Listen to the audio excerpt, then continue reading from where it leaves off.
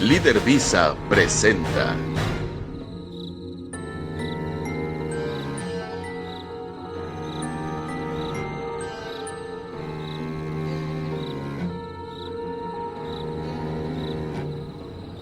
Están entre nosotros.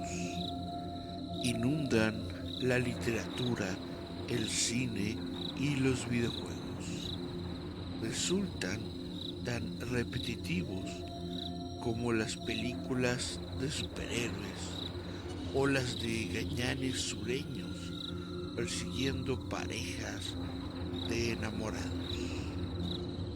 De entre las criaturas monstruosas que danzan por los grandes mitos de la civilización, hay tres que sobreviven hoy en día con una excelente salud. Los zombies, los hombres lobo y los vampiros. Pero, ¿por qué existe en nosotros esta fascinación por las criaturas nocturnas? ¿Cuál es el origen real de estos mitos? Aunque existen referencias prácticamente en todos los continentes y épocas a criaturas mitad bestia, mitad lobo, como en el caso de África, la parte animal era habitualmente la hiena. El epicentro del mito del hombre lobo suele ubicarse en la leyenda griega de Licaón, rey de Arcadia. En la mitología griega, Licaón era un rey culto y una persona muy religiosa que había sacado a su pueblo de las condiciones salvajes en que vivían originariamente. No obstante, él mismo continuó siendo un salvaje, pues a pesar de todo, siguió sacrificando seres humanos en honor a Zeus y asesinaba a todo forastero que llegara a su reino pidiendo hospitalidad. Cuando Zeus mismo visitó vestido de vagabundo al rey para comprobar si eran ciertos estos rumores, descubrió que le querían servir de comida la carne de un niño humano. Como castigo, el dios griego condenó a Licaón a convertirse en lobo y a que todos sus descendientes fueran también bestias. El mito del hombre lobo vivió su auge durante la Edad Media en Europa, dada la superstición reinante y la vinculación de estas criaturas con el demonio cristiano. La explicación científica de esta creencia se suele relacionar con enfermedades como la rabia, que puede provocar insomnio persistente, fotofobia y agresividad. También existe la hipertricosis, que es un crecimiento excesivo del pelo sobre el cuerpo entero, o la porfiria, que es un desorden enzimático con síntomas que incluyen alucinaciones y paranoia. Estas enfermedades encajan con algunos de los síntomas, siendo el resto aderezado con una buena dosis de histeria colectiva en ambientes rurales. El trasfondo psicológico del mito, por su parte, es todavía más ilustrativo.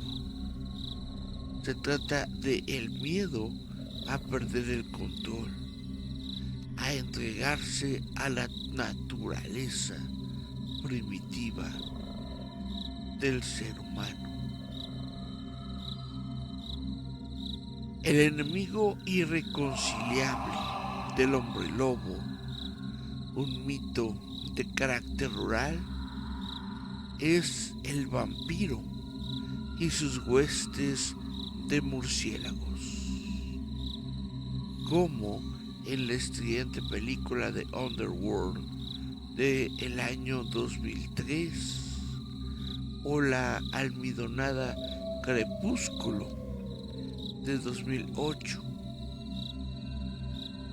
Estas películas se han encargado de recordarnos a base de horas de cine indigesto, más allá de la historia del auténtico conde Drácula, Vlad el Empalador, un noble rumano del siglo XV, obsesionado con hacer pinchos morunos de sus enemigos.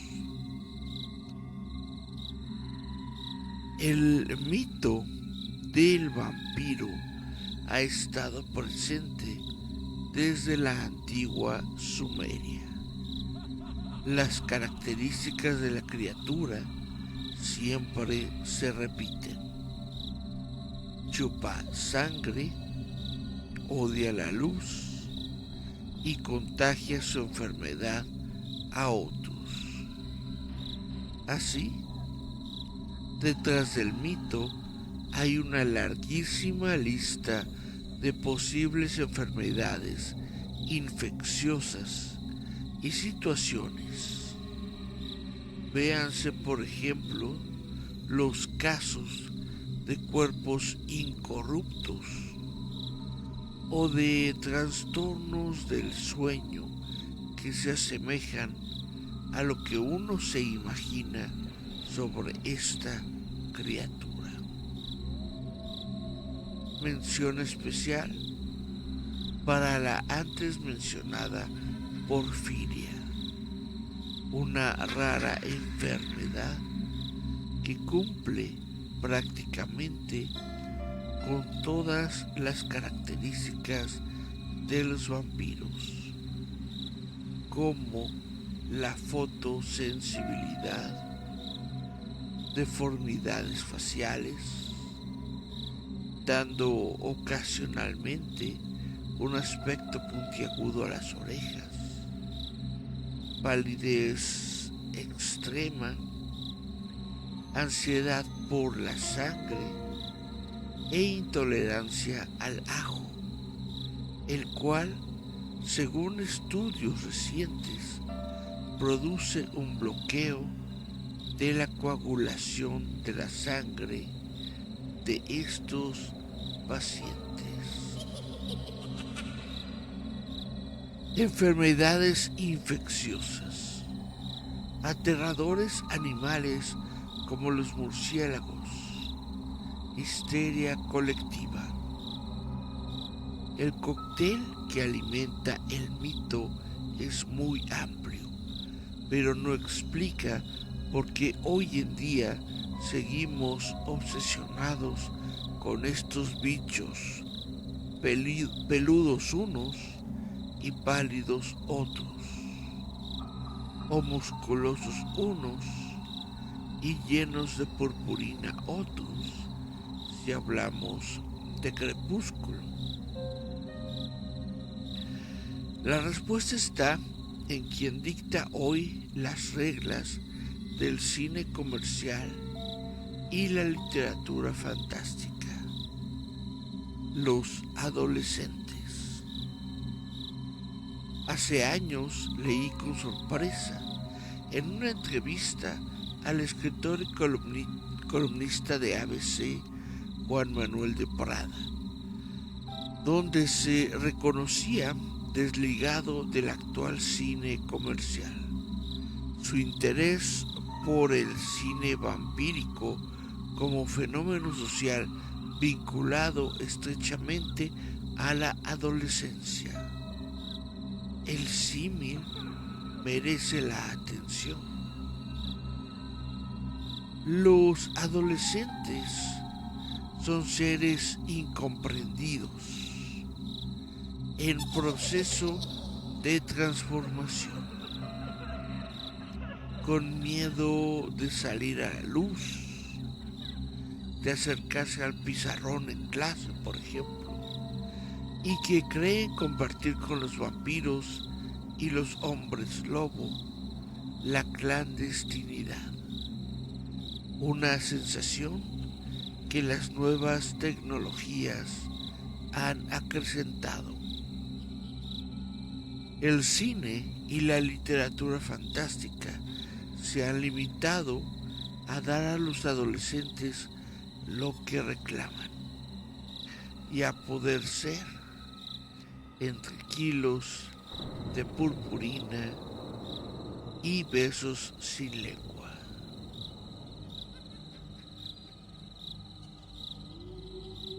Las mentes adolescentes y en general aquellas decepcionadas con los resultados del progreso están predispuestas a fantasear con la idea de alzarse como los héroes de un mundo sin reglas, donde la ausencia de tecnología ha devuelto al ser humano a tiempos más básicos. Esta fascinación por la destrucción hay que sumarle acontecimientos recientes como la migración sin restricciones, las crisis bancarias, nuestra pérdida de identidad en la era de la globalización, el cambio climático, la constante amenaza de una gran pandemia global. Todo esto remite directamente a los temores más profundos de la sociedad occidental en las últimas décadas. El miedo a la muerte, concretamente el miedo a envejecer, también está presente a nivel psicológico en estos mitos que representan a criaturas inmortales. Tenemos pavor a la muerte, y no solo eso, sino que cada vez la negamos más. Por eso nos gustan estas películas, porque nos enfrentamos de manera segura a la muerte sentados en el sofá comiendo palomitas. Las historias de vampiros adolescentes nos gustan porque sus protagonistas nunca envejecen. Los hombres lobo nos gustan porque abrazan sin complejos la naturaleza primitiva del ser humano.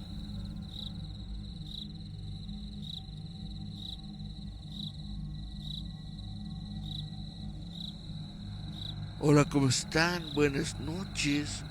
Veo que está conectado Emerson Paul, dándonos justamente las buenas noches. Buenas noches, Emerson. Esto es Visitantes Nocturnos. Yo soy Eric Contreras Ayala. Pues bueno, en el programa de hoy me gustaría hablar de dos de los monstruos clásicos que se encuentran en la literatura, en el cine. Son los vampiros y los hombres lobo. Los licántropos y los vampiros. Son dos clases diferentes, pero al mismo tiempo similares, de criaturas que se enfrentan en la noche, que han sido enfrentadas, por ejemplo, por la saga de...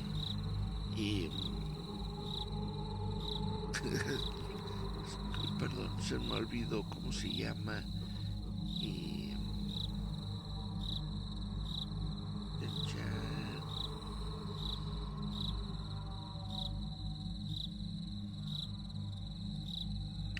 Underworld, la saga de Underworld.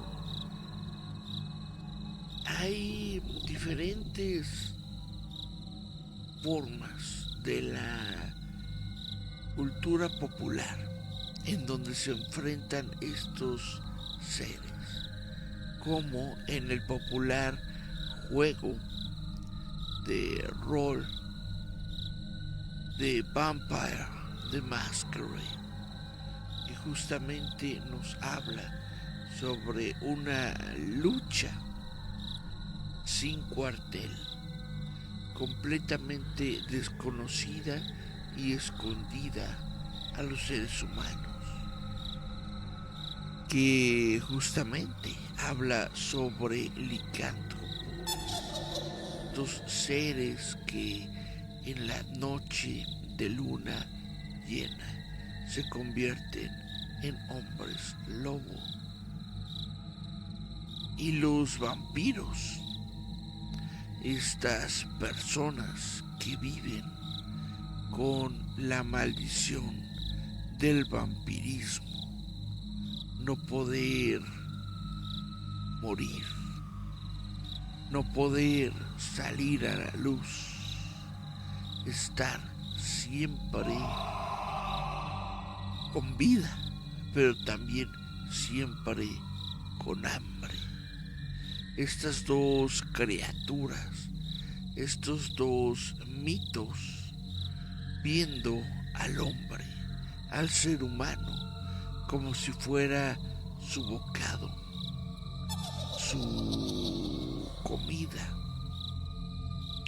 pero al mismo tiempo manteniéndose al margen de él para dejarlo vivir, para dejarlo prosperar, ya que sin seres humanos, obviamente, ambas criaturas, tanto vampiros como hombres lobo, se quedarían con hambre. No tendrían cómo saciar su hambre en las noches. Gema Ledesma nos saluda, nos dice hola, buenas noches. Hola Gema, ¿cómo te va? Espero que te encuentres muy bien. Emerson Paul nos dice inframundo, tienes toda la razón, se me fue de plano el nombre por un momento. Francisco Fabián López Castillo dice hola, buenas noches Eric, saludos desde Aguascalientes y de mi trabajo.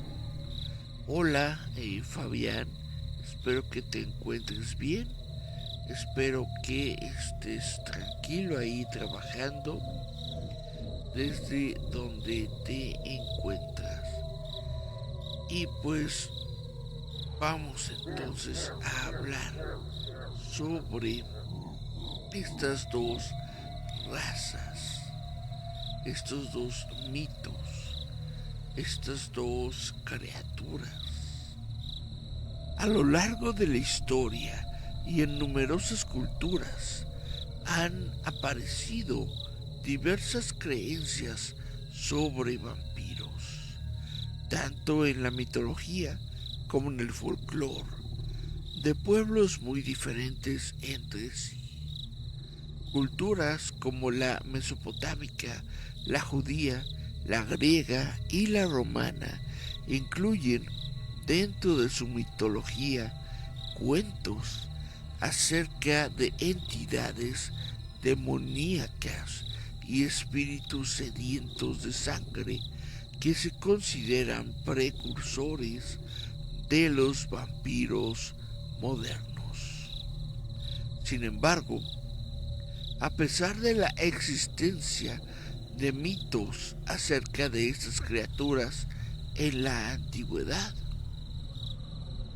el folclore de la entidad que hoy conocemos como vampiro se origina casi exclusivamente a partir de principios del siglo XVIII en el sureste de Europa.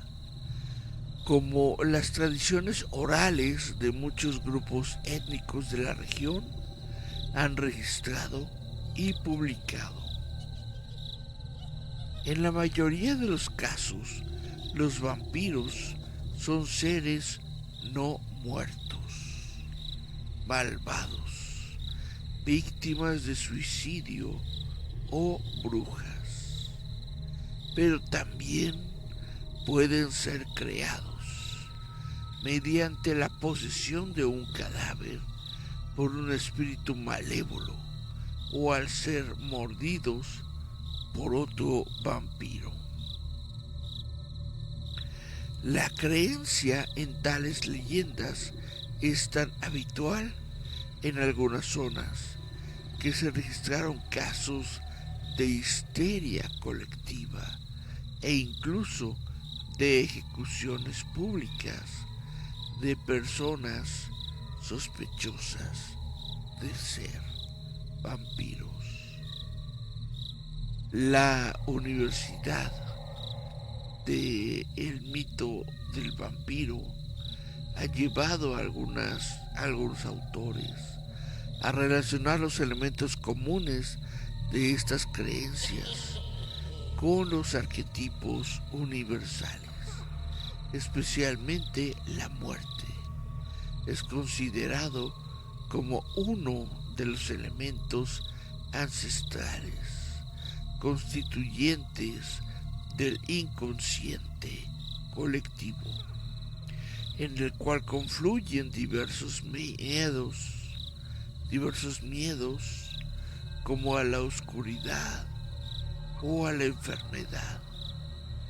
Desde una perspectiva psicoanalítica, el vampiro es considerado una sublimación del narcisismo y el complejo de castración, con una fuerte carga sexual.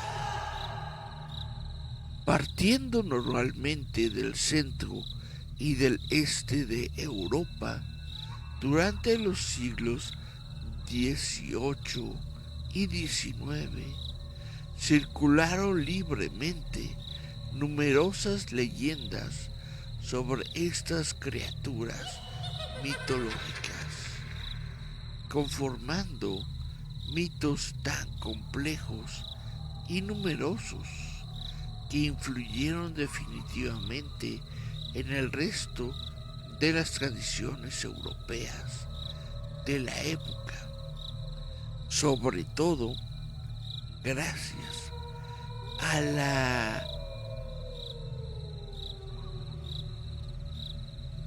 literatura gótica y los relatos de los irlandeses Bram Stoker y Sheridan Lefano.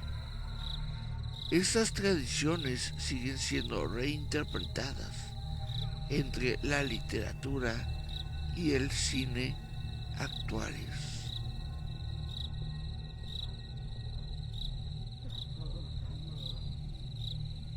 Otras tradiciones ajenas a la influencia europea, como las propias de Asia, África o la América precolombina, se han combinado con el vampiro europeo, haciendo difícil la distinción entre las creencias autóctonas y las derivadas del intercambio cultural. El folclore propio de poblaciones dispersas en numerosos países, como los romaníes o los judíos, que incluyen tradiciones sobre espíritus malvados, similares a los vampiros, han ayudado a expandir el mito hasta conformar un conjunto firme de tradiciones al que se han dedicado muchos estudios desde las más diversas disciplinas.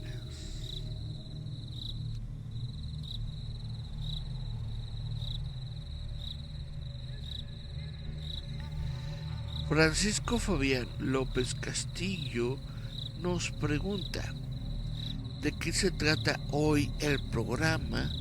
Hoy, Fabián, estamos tratando de hacer un pequeño relato, una pequeña conjugación sobre los mitos del vampiro y del hombre lobo. Nos estamos yendo justamente a vampiros contra hombres lobo. Dice Gema Ledesma: quería mandar estrellas, pero como piden demasiados datos fiscales, qué pesados los de Facebook. Muchas gracias, Gema. La verdad es que yo no tengo idea de cómo funciona eso. Esta versión que estoy utilizando para salir a online, para conectarme justamente a Facebook, pues pide que establezca uno varias cosas, y entre esas cosas que pide establecer es una meta de estrellas, y entonces la establecí, pero también tengo que decir yo que en realidad nunca he sabido, nunca lo he usado, no sé cómo funciona este sistema de estrellas o cómo es que funciona pues la monetización de los videos de Facebook. Pero no se preocupen, estamos aquí para disfrutar del tema, para disfrutar de la noche. Ya después nos preocuparemos de los dineros. Por lo pronto, permítanme tomar un poco de agua.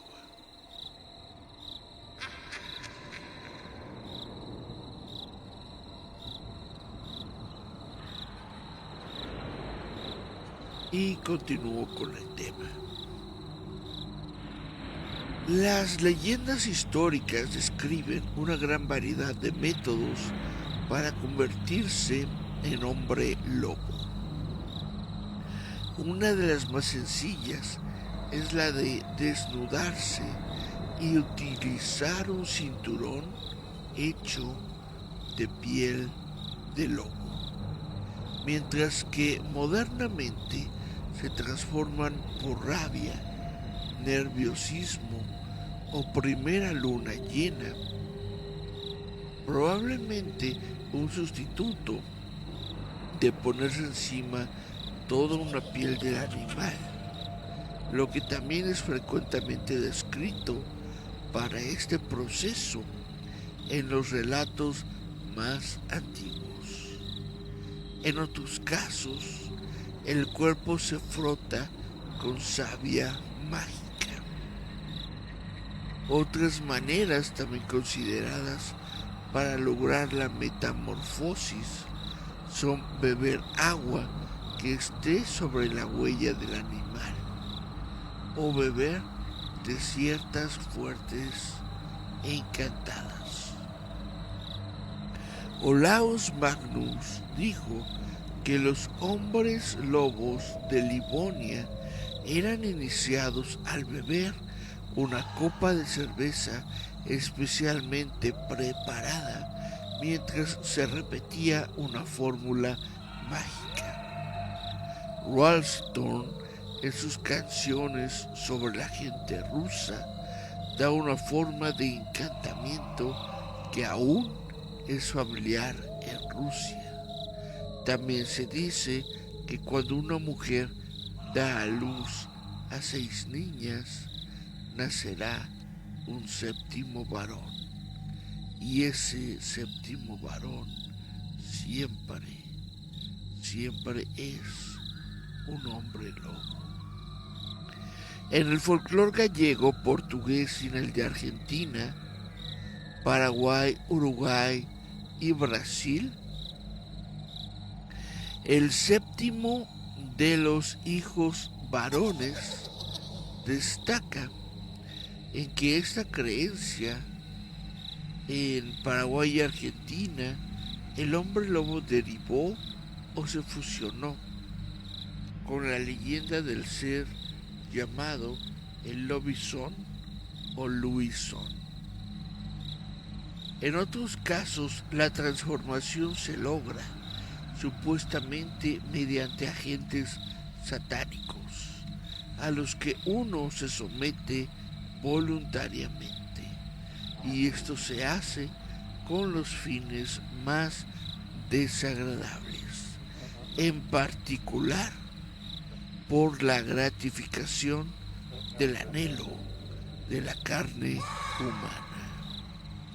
La carne humana que el licántropo puede anhelar puede entenderse como tal, es decir, una antropofagia relacionada con casos de psicosis, o puede entenderse figuradamente como el deseo sexual sin censura alguna. Richard Verstegen escribió: los hombres lobo son ciertos hechiceros que al untar sus cuerpos con un ungüento que ellos elaboran con el instinto del diablo y lo ponen en cierta faja encantada, no solo a la vista de otros lucen como lobos, sino que su propio pensamiento tiene la forma y naturaleza de lobos. Tan pronto como estos visten la faja mencionada y disponen de sí mismo como lobos, al mordisquear, al matar, en especial a otras criaturas humanas. Tales eran los puntos de vista acerca de la licantropía en Europa continental cuando Verstegen escribió: los ungüentos y las sabias en cuestión pueden contener agentes alucinógenos, en particular los derivados de la belladona. Hay teorías que dicen que a los licántropos, cuando no están convertidos en lobos, el pelo del lobo les crece hacia adentro, y cuando es lobo, le crece la piel hacia afuera. Así que cuando se transforman, es como darle vuelta a su propia piel. También existen varios métodos para eliminar esta forma bestial. El más simple era el acto de desencantar, funcionando en sí mismo o en una víctima. Otro era el retiro del cinturón o piel de animal.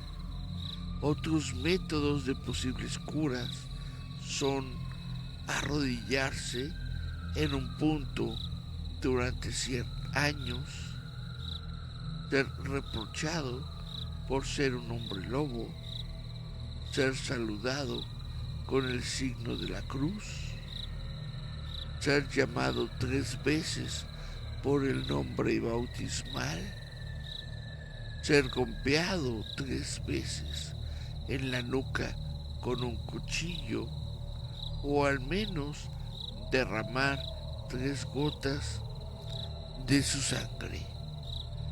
Muchos cuentos folclóricos europeos incluyen lanzar un objeto de hierro sobre o hacia el hombre lobo para que éste revele su forma humana. ¿Qué es lo que ustedes opinan sobre los licántropos, sobre los hombres lobo, sobre los vampiros? ¿Cuál es su favorito? En una batalla, en un confrontamiento entre vampiros y hombres lobos, ¿quién es el que podría llegar a ganar? Vemos que ya no tenemos más comentarios en el Facebook, entonces voy a continuar con mi relato. La figura del vampiro como monstruo nocturno forma parte para algunos autores del conjunto de arquetipos universales relacionado con la muerte. Si bien en la obra de Jung no se hace mención expresa al vampiro, algunos autores lo consideran como uno de las imágenes ancestrales constituyentes del inconsciente colectivo. Las criaturas sedientas de sangre, como espectros nocturnos, íncubos, aparecidos, nigromantes no muertos y hombres lobo, emergen de la oscuridad de la sociedad primitiva, transformándose en recuerdos en el presente. Entre ellos, quizás, el vampiro es la criatura más universal. Lo más inquietante de todos los monstruos nocturnos y del más allá es que nos acometen desde las pesadillas y la mitología de la humanidad. En último extremo en su analogía, ningún pueblo de la tierra que aprende a dominar y a servirse de la naturaleza regresó a ella solo como doncella, sino también como una figura aterradora. No hay ningún pueblo en la tierra que no haya soportado a sus górgonas, hombres lobo, gules y muertos vivientes. Cuán difícil, cuán espiritual y cuán general puede ser respectivamente el concepto divino, mientras que por el contrario los fantasmas de las esferas más bajas que aúllan en los bosques jamás hollados, que salen de las tumbas o que se encorvan sobre el durmiente, han sido siempre de una claridad poética descriptivo. Esto es de Dieter Schoen y Klaus Volker de el libro Wandern, Vampiren und Menschendachen. A través de este origen que puede remontarse a la casa y al miedo a la oscuridad en las sociedades neolíticas, se explica que aparezcan entidades vampíricas en tradiciones tan separadas geográficamente.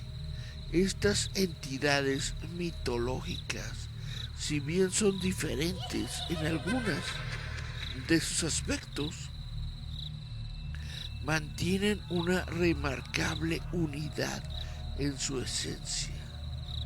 Una criatura que vuelve de la muerte para alimentarse del elixir de la vida, la sangre. El mito del vampiro une el mundo de la muerte con el de los vivos. Ambas experiencias cosmogónicas están íntimamente unidas a los temores colectivos ante el sufrimiento, la oscuridad, el vacío y la sombra. Sentimientos propios de los seres humanos que todas las culturas y épocas lo han percibido. Esto produce que el folclore sobre vampiros haya evolucionado y se pueda releer simbólicamente. Si en la Europa medieval servía como explicación simbólica de la peste, el vampiro sigue siendo actualmente un símbolo del mal, una figura de responder ante la angustia de la muerte, ya deseando su inmortalidad o temiendo su poder. En palabras de Sigmund Freud, muchas personas consideran siniestro en grado sumo cuando está relacionado con la muerte, con cadáveres, con la aparición de los muertos, los espíritus y los espectros, pero difícilmente hay otro dominio en el cual nuestras ideas y nuestros sentimientos se han modificado tan poco desde los tiempos primitivos, en los cuales lo arcaico se ha conservado tan incolume bajo un ligero barniz como el de nuestras relaciones con la muerte. Dos factores explican esta detención del desarrollo: la fuerza de nuestras reacciones afectivas primarias y la incertidumbre de nuestro conocimiento científico. Nuestro inconsciente sigue resistiéndose, hoy como antes, a asimilar la idea de nuestra propia mortalidad. Esto lo dice Sigmund Freud en Lo Siniestro, ya que el mito del vampiro se nutre simbólicamente de elementos comunes a la naturaleza humana. Se comprende su universalidad, presencia constante en el folclore, incluso en la literatura y por supuesto en el cine actual, con frecuentes revisiones sobre diferentes perspectivas, sea el amor adolescente o la ficción histórica. Vamos a ver si tenemos algún mensaje. No. Dice Gema Ledesma: me retiro, ya es algo tarde para mí. Descansen, buena noche. Buenas noches, Gema.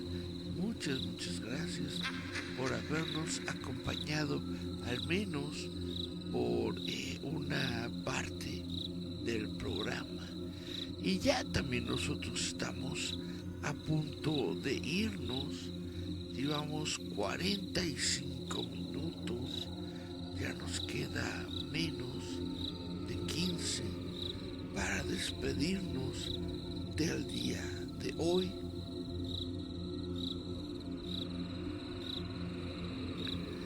Vamos a hablar sobre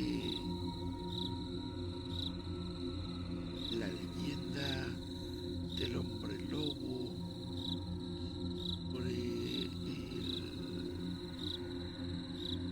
hombres lobo en la ficción moderna. ¿Qué les parece? El proceso de transmutación es descrito como doloroso en filmes y obras de literatura. El lobo que resulta es típicamente astuto, pero sin piedad, propenso a devorar y a la matanza de gente sin remordimiento, sin importar el carácter moral de la persona cuando éste es humano. La forma que asume el hombre lobo no es siempre de un lobo ordinario, sino que a menudo son antropomorfas. Pueden ser de otra manera más grandes y poderosos que un lobo ordinario.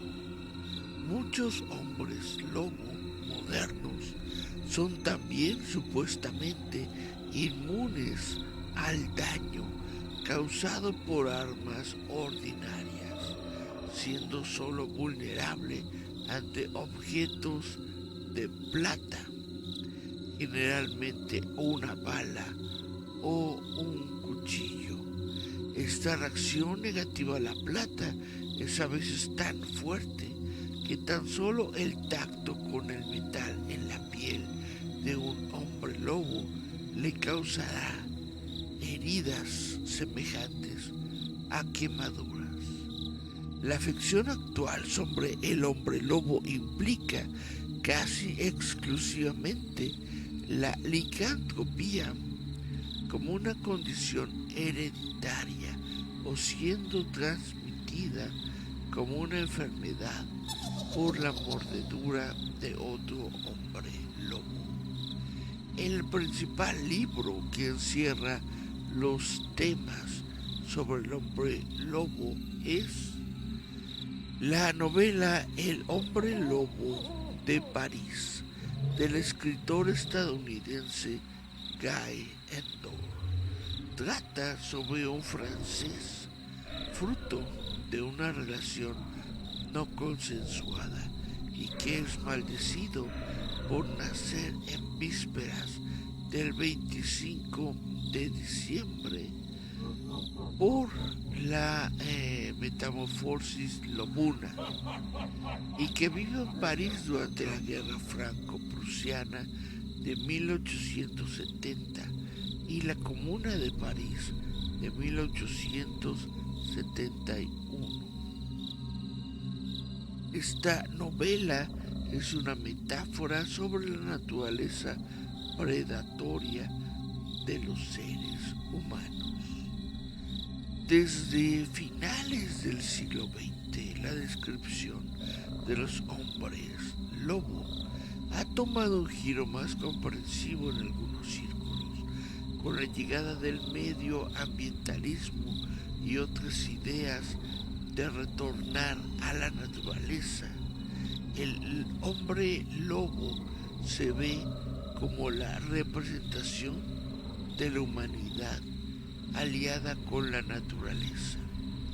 Un ejemplo típico de esta perspectiva se puede considerar en el juego de rol Werewolf the Apocalypse, en el cual los jugadores toman el papel de un hombre lobo que trabaja en nombre de Gaia, en contra del espíritu destructivo sobrenatural llamado Wyrm, que representa las fuerzas destructivas de industrialización y contaminación. El autor Whitley Strieber exploró previamente estos temas en sus novelas The Wild, en las cuales se retrata al hombre lobo como medio con el que se trae de vuelta a la naturaleza, la inteligencia y el espíritu humano. O The Wolfen, en el que los hombres lobos se retiran como depredadores de la humanidad, actuando ahora como control natural en su población, ya que han sobrepasado los límites tradicionales de la naturaleza. La escritora J.K. Rowling incluye en sus libros de Harry Potter a un licántropo llamado Remus Lupin, el cual en los periodos de luna llena se tomó una poción para lograr tener su forma lobuna, pero con una mentalidad humana. También se menciona a otro licántropo llamado Fenrir Greyback, quien, a diferencia de Lupin, le encanta ser hombre lobo y muerde a las personas, incluso cuando no haya luna llena. Bueno, estamos acercándonos a 5 minutos antes de la 1 de la mañana. Vamos a ver si tenemos... No tenemos más mensajes.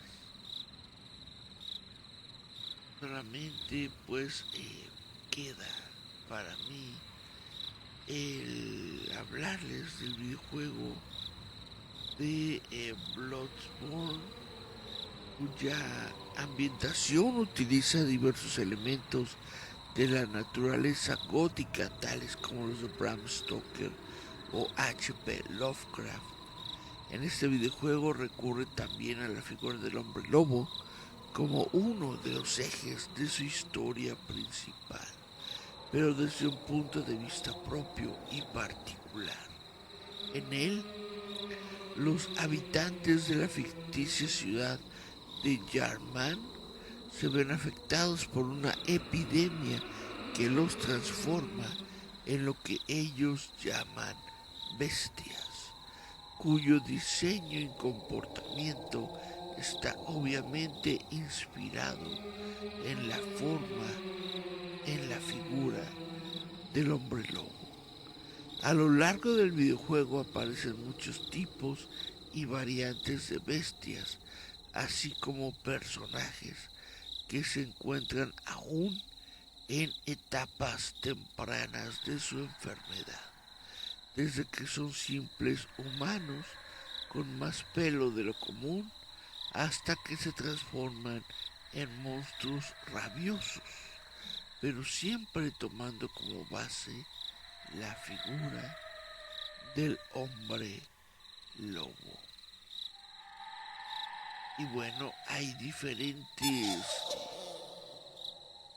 libros, literatura, videojuegos sobre hombres lobos, sobre vampiros.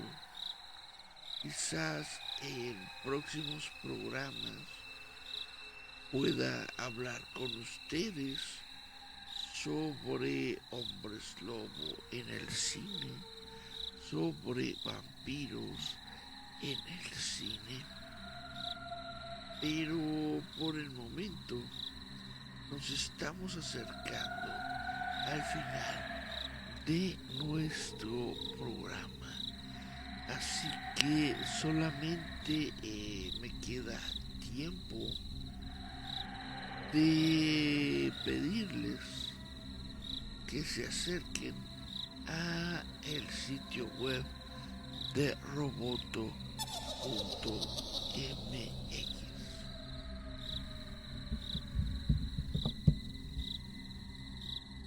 El sitio web roboto.mx es justamente una revista de cultura popular en donde yo y algunos otros colaboradores nos acercamos para escribir sobre todos estos temas que nos gustan. Pueden encontrar historias, relatos ahí en el sitio web, pero también pueden encontrar, por supuesto, artículos sobre cine, sobre literatura, sobre cómics, sobre ciencia ficción, fantasía, etcétera, etcétera. Entonces los recomiendo y les hago una muy extensa invitación a que me visiten, a que nos visiten en el sitio roboto.mx. Durante este fin de semana, que es marzo 2024, 15, 16 y 17 de marzo, nos encontramos con la Mole de Marzo, que es este festival del cómic, es esta convención del cómic que se ha vuelto ya tan tradicional, tan longeva dentro de nuestra Ciudad de México. Los invito pues a que vayan a visitarla. Si es que nunca han ido a la mole, pues puede ser que sea de mucha... puede que sea muy entretenida para todos ustedes. Hay muchos artistas ahí, hay personalidades, hay actores de Hollywood, en fin, hay muchas cosas para todos los gustos. Se los recomiendo bastante. Pues bueno, llegamos a la hora. Esto es, como les digo, el programa de visitantes nocturnos. Esto es parte de roboto.mx. Muchas gracias a las personas que se tomaron el tiempo de estar aquí. Muchas gracias a Gema Ledesma. Muchas gracias a Francisco Fabián López Castillo. Muchas gracias a Emerson Paul, que estuvieron lanzándome algunos mensajitos en el Facebook. Ustedes saben que si quieren comunicarse conmigo justamente durante la grabación de este programa, pueden hacerlo a través de facebook.com/robotomx todos los sábados en la medianoche. Ahora sí, les digo muchas gracias a todos por escucharme. Yo fui Eric Contreras Ayala. Esto fue Visitantes Nocturnos. Nos encontramos, nos vemos, nos escuchamos la próxima semana, justamente a la medianoche, en facebook.com/robotomx. Chao a todos. Chao.